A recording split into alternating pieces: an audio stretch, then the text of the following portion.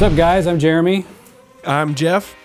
And we want to talk to you guys about how do you balance love and discipline. This is a really critical thing to figure out as a dad. And oftentimes, you know, we all kind of come at this fatherhood thing. We tend to be a little bit favoring one or the other. So sometimes you have dads that just are a little bit tilted towards discipline, and then they really embrace sort of being strict and creating order in the home. And then you have other dads that are fun and loving and affectionate.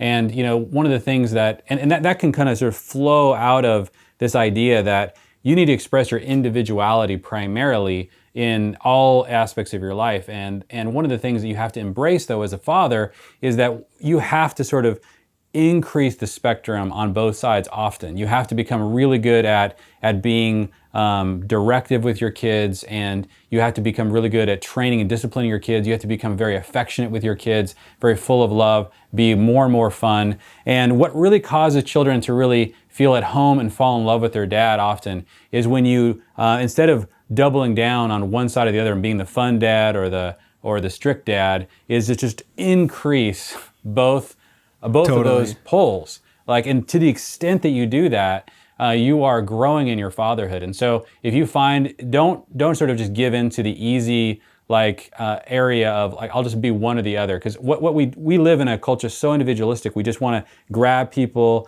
in the workplace and say, just do one thing awesome. And we live in a specialization culture. And when you bring that into the home or individual expression culture, it can be really hard on kids. You got to really push out both poles of, are you able to really be a dad who can train and discipline kids well, and a dad who can really show affection and be full of love and connect with the hearts of your kids?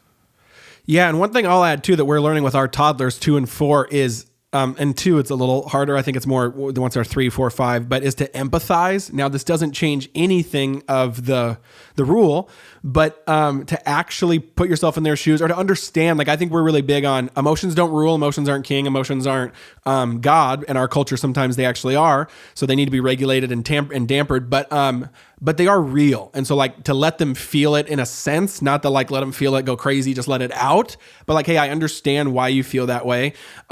But still coming through. And I think of this example of when I was in middle school, I got suspended and then expelled and kicked out and blah. That was only one of a chain of events, and then got arrested. All those things, fun years. But probably because the dad wasn't around. So there you go. That's why you need to listen to the podcast.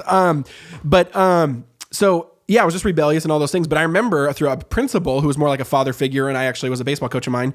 When he suspended me, he was very so tender and gentle and empathetic in it, but and just gave me this long speech on just he believes in me and all these different things. But he didn't say you're not suspended. He said, so bye. You're still suspended. But there was a level of that stuck with me more than any other punishment I've ever had, because there was such a level of I'm in your corner. I believe in you, but this is the rule. You crossed it, So there's we got to do that as dads, and we got to do that. If you can do that for 20 years, you will leave an impression. You will leave such a father-like, God the Father-like heart and impression on your kid if you can do that. And that's hard because we want to I know for me, I just want to be quick. I want to be this. I want to be boom. Or like you said, or even on the other side, just it's whatever. But if you can still enforce, tender and gentle. And then another thing I would add too, that's kind of a caveat of that is for us, we're learning to understand, people have love languages. I almost feel we're almost learning our kids, not love language, but our kids just communication language. For Cannon, if you kind of are stern and just say, hey, this is the way it is, he's very repentant and oh, I'm sorry. Okay. But if you kind of push Kinsley on that, you kind of push the gas on those things pretty harsh, it just ratchets really fast.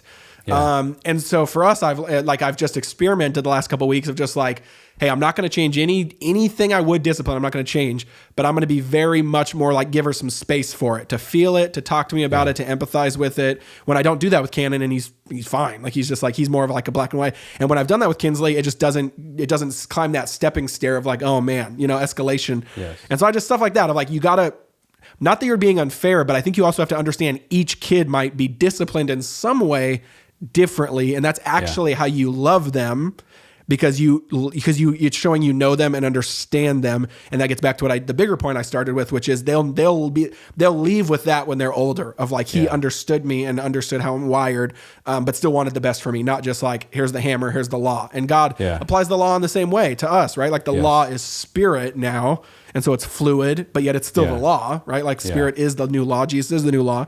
So it's still a law, but it's fluid and spirit filled and sensitive to moments. And so, I think that's huge.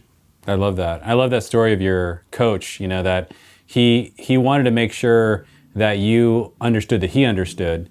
One of the things that can infuriate a child more than anything else is if they think it's what you're doing is unjust because you just didn't understand the details, right? Yeah. And oftentimes they're learning the wrong thing in that moment. They're being disciplined, but oftentimes because they've translated it in their own head, oh, you're only doing this because you really don't know the details. You don't know if you what really knew happened. the rest, then I would be off the hook. And so I love that technique of just sort of, let me tell you, like, let's get the facts completely straight. I'm about to give you a pretty harsh consequence, but let's walk through the facts. And we both, and they're like, yeah, that's the truth. And you're like, okay, and here's the consequence for that. Yeah, you almost lead them to the water. And sometimes I've seen the kids almost like, they almost say, okay, give me it's time. That's right. Because they would love, just like you and me, and we all do that. Anytime that we get busted for something as adults, we try to figure out, is it really my fault? Or, we start spinning stories in our heads, and our kids do the same thing. And so, seeking first to understand, then be understood, really a helpful sort of parenting order, especially if you're going to level sort of a difficult consequence for your child to absorb. It's like, make sure that we're both talking about the same thing. But continue to think about, being that kind of person who doesn't sort of default to the disciplinarian or the fun and affection, but really push both poles out further so that you can really give your children something, all the different parts of you to grasp onto. What's up, guys? Thanks for watching another daily episode of 5 Minute Fatherhood. Couple quick announcements. Did you know we have a free Facebook group for dads out there who watch these videos, where we talk about these videos and the content? We do lives, we do Q&As, we encourage one another. Link down in the description. We'd love if you request to join and be a part of the community. It's awesome, it's free, and we can't wait to meet you. Secondly, boom, you hit this button right here, right there. Did it work? I don't know if I timed it well, but you can hit the subscribe button so you can actually see these daily videos when they actually come out and get them straight to your inbox. It would mean a lot to us if you hit the subscribe button. Let us know if you do, because we do random giveaways for those who are subscribers, and they let us know. We love you guys, and we'll see you tomorrow.